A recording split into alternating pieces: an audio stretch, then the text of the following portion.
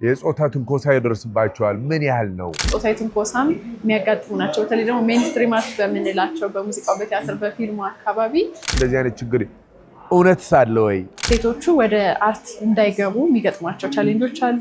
ይሄ በጥያቄና መልስ በኩዌስቸነር በተለያዩ ጥናት ማድረጊያ ዘዴዎች አንዳንዴ እንደውም መረጃ ሰጪዎቻችን ጋር ስንሄድ ይሄም ትንኮሳ ነው ወይ የሚሉሽ አሉ።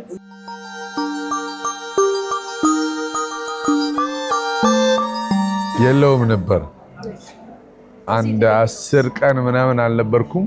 ይሄኛው ደግሞ በጣም ኢምፖርታንት ፕሮግራም ነው እና የገባሁት ዛሬ ጧት ነው። ሌሊት ስበር አድሬ ዛሬ ነው የገባሁት።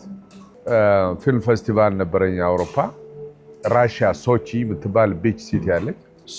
ከዛ መጣሁ። በጣም አድካሚ ፍላይት ነው ግን የመጣሁበትና እዚህ መቅረት ያልፈለኩበት ምክንያት ምንድነው? ይሄ በጣም ኢምፖርታንት ኢኒሺዬቲቭ ነው።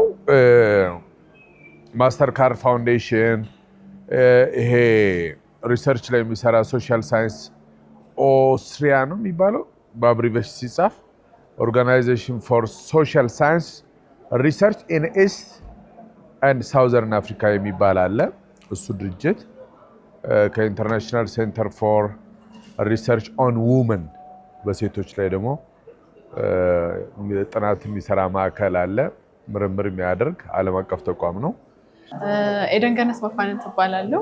በቢቲኤስ ኢትዮጵያ ወይም ደግሞ ቢሃይንድ ዘ ሲን ኢትዮጵያ የሪሰርች ቲም ውስጥ ወጣት ተመራማሪ ወይም አጥኚ ነኝ። አሁን ዛሬ የምንሰማ ያለነው 3 ዓመት ሲደረግ የነበረውን ጥናት ነው ማለት ነው።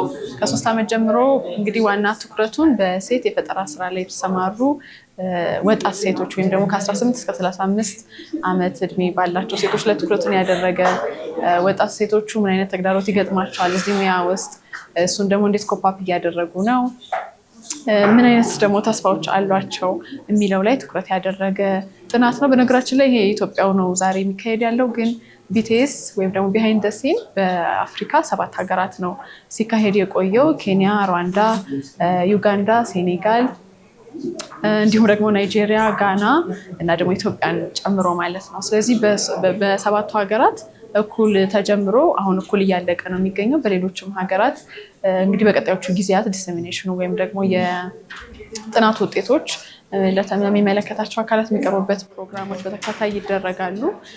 ዛሬ ደግሞ የኢትዮጵያውን ጥናት የምንሰማበት ፕሮግራም ነው በሳፋይር አዲስ እያደረግን ያለ ነው። እነዚህ እንግዲህ አንድ ላይ ተጣምረው የሚሰሩት ነገር ምንድነው? በወጣቶች ላይ ወጣት ሴቶች ላይ ወይም ደግሞ ጀንደር ቤዝድ የሆነ እኩልነት የለም። ወንዶች ምናምን ያው የሰማነው እኩልነት የለም። ምን አሁን ከክሬቲቭ አርት ኢንዱስትሪ ክሬቲቭ ሴክተር ውስጥ ነው ግን ይሄ ኢን አፍሪካ ሌሎች ሀገሮችም አሉ ግን ኢትዮጵያ ነች አንዷ። በዚህ በ3 ዓመት ጊዜ ውስጥ እንግዲህ እንደ ጥናት እንደምታውቁት ከሊትሬቸር ሪቪው ጀምሮ ከዛ ደግሞ ዴታ መሰብሰብ ነበረው።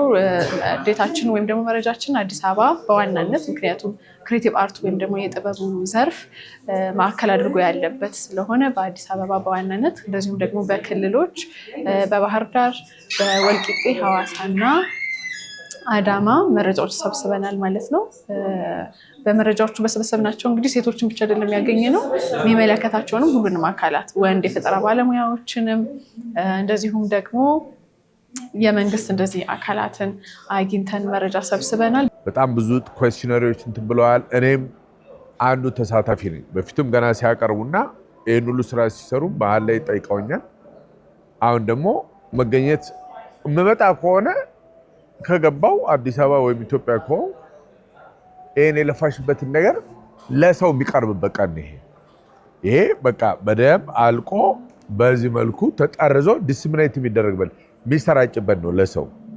እንደገና ደግሞ ምን አለው ውስጡ የሚለውን ውይይት ይደረጋል፣ ግብአት ይሰበሰባል። ምንድነው የሚመስለው ክሬቲቭ አርትና ሴቶች ያላቸው ነገር ምን ይመስላል? ምን ቻሌንጆች ይገጥሟቸዋል? እሱ እንዴት ኮፓፕ እያደረጉ ነው? እና ደግሞ ወደፊትስ ምንድነው የሚሆነው ቀጣዩ ነገር ሚለውን ነው ስናጠና ስንመረምር የቆየ ነው። እንግዲህ በዚህ ጥናት አንድ ፋይንዲንግ ሆኖ የመጣው ነገር ቻሌንጆቻቸው ውስጥ ማለት ነው ሴቶቹ ወደ አርት እንዳይገቡ የሚገጥሟቸው ቻሌንጆች አሉ። ከገቡ በኋላ ደግሞ ውጤታማ ሆኖ እንዳይቀጥሉ የሚያደርጓሉ። እንዲሁ ደግሞ ከአርቱ ጭራሽ እንዲወጡ የሚያደርጓቸው የተለያዩ ቻሌንጆች እንዳሉ መረጃ በሰበሰብንበት ወቅት ነግረውናል። እንግዲህ ከነዚህ መካከል መጀመሪያ እንደ ግለሰብ አንዲት ሴት ወደ አርት ውስጥ ልግባ ስትል ከቤተሰብ ሊጀምር ይችላል ጫናው። አርት ላይ ያለው ፐርሰፕሽን ወይም ደግሞ አመለካከታችን ልክ ስላይደለ ወደ አርት መግባትን እንደ ቁም ነገር አይወሰድም ከቤተሰብ። ስለዚህ እሱ አንድ ቻሌንጅ ነው።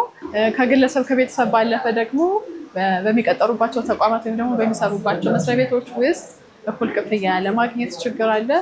እንደዚሁ ደግሞ ጾታዊ ትንኮሳም የሚያጋጥሙ ናቸው። በተለይ ደግሞ ሜንስትሪም አርት በምንላቸው በሙዚቃው፣ በቲያትር፣ በፊልሙ አካባቢ ይሄ ነገር በብዛት እንደተስተዋለ መረጃ ሰጪዎቻችን ነግረውናል። ከዛ ውጭ ደግሞ እንደዚሁ ፓርትነሮቻቸው ወይም ደግሞ የትዳር አጋር፣ የፍቅር ጓደኞች እንደዚህም ሴቶቹ አርት ውስጥ እንዳይገቡ እንደዚሁም ደግሞ እንዳይቀጥሉ ጫና እንደሚያደርሱ ጥናቱ አመላክቷል። ሴት ደግሞ እንደዚሁ እናት ትሆናለች፣ ልጆች ይኖሯታል። በዚህ ጊዜም ክሬቲቭ ስራውን እና እናትነቱን ወይም ደግሞ ሚስትነቱን ቤት ያለውን ስራ እኩል የማስኬድ ቻሌንጅ እንደሚገጥሟቸው ተመልክተናል። ከዚህ ውጭ ግን ደግሞ በፖሊሲ ደረጃ እንደዚህ አይነት ቻሌንጆች ሲገጥሙ በምን ይታለፋሉ፣ አርት ላይ ያሉ ሴቶችስ እንዴት ነው ትሪት የሚደረጉት የሚለውን ፖሊሲ አለመኖርም እንደ ቻሌንጅ ነው። ይሄን ደግሞ ሰዎች ሁሉ የተሰራው ጥናትና ምርምር አንዱ ዓላማው ችግርን መለየት፣ ችግርን መፍታት። ጀንደር ኢንኢኩዊቲስ ኢን ኢትዮጵያን ክሬቲቭ ሴክተር የጾታን በሚመለከት እኩልነት ክሬቲቭ ሴክተር ውስጥ ያለውን የሚመለከት በጣም ብዙ ዳታ ይዟል። ስለዚህ የዚህ አይነት ስራዎች ዳይሬክትሊም ይሁን ኢንዳይሬክትሊ በቀጥታም ሆነ በተዘዋዋሪ ለክሬቲቭ ሴክተሩ እድገት፣ ለፈጠራ ዘርፉ፣ ለኪነ ጥበብ ዘርፉ ትልቅ አስተዋጽኦ አለው። ለምን ምን ላይ ነው ያለ ነው? አሁን ለምሳሌ በጣም ማንም መንግስትም ባለሙያውም አርቲስት ነኝ ባዩ ምናምን የማይገባው የክሬቲቭ ኢንዱስትሪ የኮፒራይት ኢንዱስትሪው እስከ 1.3 ቢሊዮን ዶላር ድረስ ቫልዩ እንዳለው 2012 ላይ የተደረገ ጥናት አለ። የኢትዮጵያ ብቻ ነው። ይሄ ማለት እስከ 4.73% በዛን ጊዜ የሀገሪቱን አጠቃላይ ጂዲፒ ናሽናል ጂዲፒ የሚወክል ቁጥር ነው። ይሄን ያህል የሚሆን ነው የኢትዮጵያ የኮፒራይት ኢንዱስትሪ ወይም የቅጂና ተዛማኝ መብቶች። እነዚህ የኮፒራይት ኢንዱስትሪ የምንላቸው የሙዚቃ ኢንዱስትሪ፣ የፊልም ኢንዱስትሪ የምናምናን እያልሽ ማለቂያ የለውም። እነዚህን ማንም በአግባቡ እየተጠቀሙባቸው አይደለም፣ አያውቃቸውም። የዚህ አይነት የምሁራንና በተለይ እንደነ ፕሮፌሰር ጌትነት እና አማካሪ ቦርድ ውስጥ ያሉት ይሄ የኛ ዘርፍ ውስጥ ያለውን ክፍተት በአግባቡ ለመሙላት በጣም የሚጠቅሙ ስራዎች ናቸው። አንድ ቀጣሪ ሰው ሊሆን ይችላል፣ ወይም ደግሞ ክሬቲቭ አርት ውስጥ ያለ ወንድ ሴትም ልትሆን ትችላለች። እርስ በርስ ያለው ግንኙነት ማለት ነው። አንድ ቀጣሪ እኩል ይከፍላል ወይ ለሴትና ለወንድ እኩል ሴም ስኪል ያላቸው ደግሞ ተመሳሳይ ስራ የሚሰሩትን ሰዎች እኩል የመክፈል እንደዚሁ ደግሞ አብረን ስንሰራ ይሄ ሃራስመንቱ በብዛት እንዳለ ነግረውናል እና እሱን በማስቆም እንደዚሁ ደግሞ ራሷ ሴቷ ፈጣሪ ወይም ደግሞ ክሬቲቮቹ አርት ውስጥ ያሉት ሴቶች የሚያዩት ነገር ልክ ሳይሆን ሲቀር ሪፖርት ማድረግ ራሳቸውን መጠበቅ ይኖርባቸዋል።